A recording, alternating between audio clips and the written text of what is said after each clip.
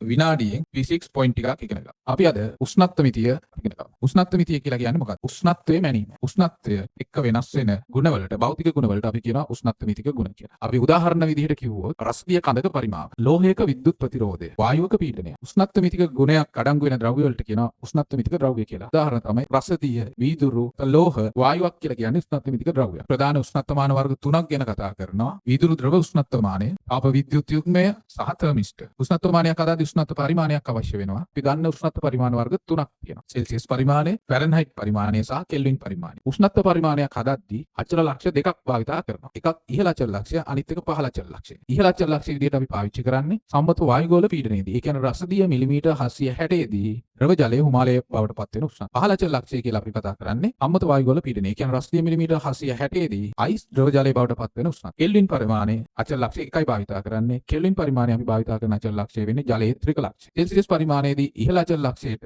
Celsius අංශක 100ක් විදිහට, පහළ අචල ලක්ෂ්‍යයට සෙල්සියස් අංශක 0 විදිහටත් දීලා තියෙනවා. ඒ වගේම ෆැරන්හයිට් පරිමාණයක් අද තියෙන්නේ ඉහළ අචල ලක්ෂ්‍යයට 212 අංශක වෙන විදිහටත්, පහළ අචල ලක්ෂ්‍යයට අංශක 32ක් වෙන විදිහටයි. උෂ්ණත්ව මිතික ගුණයක තියෙන ලක්ෂණ තුනක් තියෙනවා. පළවෙනි ලක්ෂණය තමයි උෂ්ණත්වය සමග ඒකාකාර විචලනයක් තියෙනවා. දෙවෙනි ලක්ෂණය තමයි උෂ්ණත්වය සමග සන්තතික විචලනයක් තියෙනවා. තුන්වෙනි ලක්ෂණය උෂ්ණත්වය සමග ඒකඵලශ්‍රිතයක් ලබා දී. මේ කියන ලක්ෂණ තුනම තෘප්ත වෙන උෂ්ණත්ව මිතික ගුණයකට පරිපූර්ණ උෂ්ණත්ව මිතික ගුණයක් කියනවා. ප්‍රායෝගිකව පරිපූර්ණ උෂ්ණත්ව මිතික ද්‍රව්‍යයක් අපිට හොයාගන්න අමාරුයි. අපි බලන්නේ හැකියතාක් දුරට අර කිව්ව ලක්ෂණ තුන තෘප්ත කරන උෂ්ණත්ව මිතික ද්‍රව්‍යයක් භාවිත කරන එක.